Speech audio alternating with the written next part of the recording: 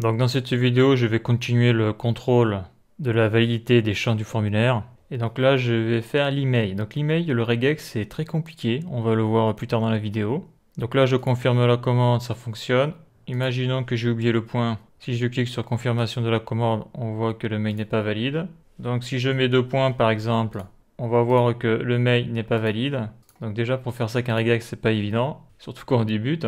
Donc là, ça refonctionne, nickel. Imaginons, là, j'oublie l'arrobase, je clique, on voit que ça ne fonctionne pas. Je mets, imaginons, 2 arrobases, comme ici, là, si je clique, on voit que le regex le voit, ça ne marche pas. Donc là, si je remets un arrobase, on peut voir que ça fonctionne. Si j'oublie de marquer le début de l'adresse mail, si je confirme, le mail n'est pas valide. Et donc, si j'oublie bien sûr ce qui est après le point, je dois avoir une erreur.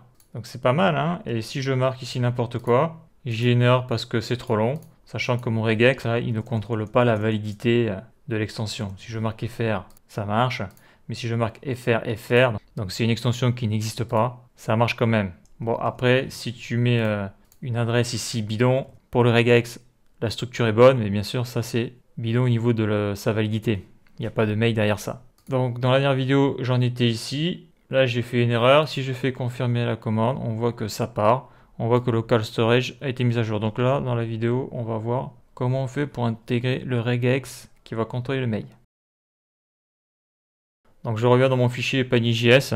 Je descends, et donc le regex, je vais le faire ici. Donc là, je vais faire CTRL-C, CTRL-V. Je vais l'appeler donc regex email. Et bien sûr, cette partie-là est fausse. Donc ça, je vais le supprimer. Donc maintenant, il faut mettre l'intérieur du regex. Donc là, les mails, c'est hyper complexe à contrôler. Donc je pense qu'il faut avoir un certain niveau au niveau de l'utilisation des expressions régulières pour pouvoir la faire soi-même. Donc là, comme c'est hyper complexe, quand tu sais pas, tu vas sur Google, ton moteur de recherche préféré, et tu cherches regex email. Et donc, tu tombes sur plusieurs sites. Donc celui-là, je l'ai choisi. Donc là, tu vois l'expression régulière. Je vais zoomer dessus. Donc là, déjà, tu vois, on dirait du charabia. Ça devient un peu plus complexe là. Donc on reconnaît les crochets hein, pour les ou. Là, il y a un anti-slash. Là, il y a un W anti-slash. Donc ça, c'est un code. Donc à noter ici, tu as le cheat sheet. Donc tu as différentes indications. Donc bien sûr, là, tout est en anglais. Hein. Donc tu as le plus, tu as l'arrobase. Là, il y a des parenthèses. Donc on peut voir que ça se gâte méchamment. Hein. Sachant que sur ce site-là, tu peux, ça je le supprime, bah, tu peux créer ton compte et faire tes propres regex. Alors j'ai pas réussi à le faire marcher ce truc là. Mais bon, l'idée là, ce qui est intéressant comme j'ai dit là, c'est le cheat sheet. Voilà, et là on a pas mal d'indications. Donc je pense que c'est un site intéressant pour apprendre les regex, en tout cas à les utiliser, à les faire je veux dire. Donc là, je sélectionne ce regex là, donc CTRL-C. Je reviens sur le programme, là je me mets ici, je fais CTRL-V. Donc là je zoome pour l'avoir en plein écran, hein. C'est vrai que la première fois qu'on tombe dessus, là ça calme quoi. Ça calme vraiment parce que c'est inintelligible. On dirait du code crypté. Donc ça c'est fait, donc maintenant il faut faire la fonction. Donc là j'ai pris non contrôle, là j'ai code postal, donc là je fais CTRL-C, CTRL-V, et donc je vais l'appeler email, contrôle. Donc là, contrôle de la validité de l'email. Là je sélectionne email, CTRL-C, donc là le code postal ça s'en va, CTRL-V, là je vais mettre un E majuscule. Donc au niveau du formulaire values, donc là c'est pas le code postal que je vais contrôler, c'est donc l'email ici là, CTRL-C. Donc je reviens, là je sélectionne CTRL-V. Donc après ici je sélectionne la variable le mail, dedans il y aura la value, je vais la mettre ici, CTRL-V. Et là je vais sélectionner ça et je vais écrire l'email n'est pas valide. Voilà. Donc après ici je vais rajouter donc au niveau de la condition pour envoyer le formulaire dans le local storage, et bien la fonction email control.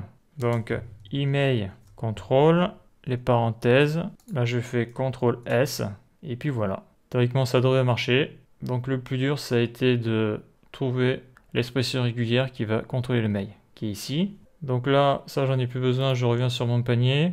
Donc là il n'y a pas l'arrobase, donc théoriquement si j'envoie, je dois avoir une erreur. Donc il me dit que l'email n'est pas valide, super. Veuillez bien remplir le formulaire, ok. Donc là je rajoute l'arrobase, est-ce que ça fonctionne? Je constate que ça ne marche pas. En quel honneur? Voyons, je vais peut-être mettre un mot différent, c'est peut-être ça qui le gêne. Non, ça ne marche pas. Donc là, il y a une boulette. Donc la boulette doit venir. Alors, j'ai bien regex email, value, ça c'est bon. Donc ça c'est bon. Ah, la boulette, je suis sûr qu'elle vient de là. Dans la fonction, je sais pas si j'ai changé le nom. Ah non, j'ai pas changé le nom. Email control. Là, il faut mettre email. Ça marchera mieux comme ça. CTRL S, email control, regex email. Ça, c'est bon. Donc là, je dois avoir une erreur. L'erreur, je l'ai toujours. C'est bon. Là, je rajoute l'arrobase. Est-ce que ça fonctionne? Je mets l'arrobase. On voit que sur le cache storage, il a été mis à jour, donc ça marche. Je mets 2 arrobases. Donc là, j'ai une erreur. Ok. Si j'oublie ce qu'il y a devant l'arrobase, je dois avoir aussi une erreur. Super. Donc là, je vais mettre le FR. Donc là, ça a été mis à jour, ça fonctionne. Là, je vais oublier le point. Donc l'email n'est pas valide.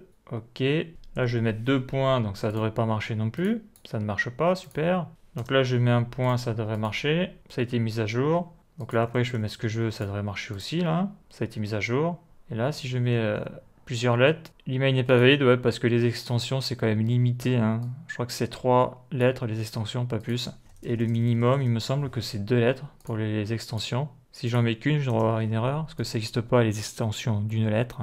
D'accord? Par contre, il ne contrôle pas la validité de l'extension. Si je mets FR, c'est une extension qui n'existe pas. Il me le valide quand même. Bon, après, là, cet email-là est bidon. S'il y a des fautes d'orthographe dans l'email, c'est pas contrôlé ça. Ce qui est contrôlé, c'est la structure de l'email. Donc un email, c'est du texte avant l'arrobase. Après, on met l'arrobase, du texte après, et après, on fait un point et l'extension. Donc ici, c'est .com. Et on voit que ça fonctionne. Donc on a pu voir dans cette vidéo une expression régulière pour les emails.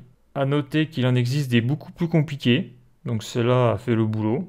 Après, pourquoi les autres sont beaucoup plus compliqués, je ne sais pas. Donc voilà pour ça. Et donc la suite dans le prochain épisode. Et il faudra faire, en tout cas il restera à faire, l'adresse. Et après j'aurai contrôlé tous les inputs du formulaire.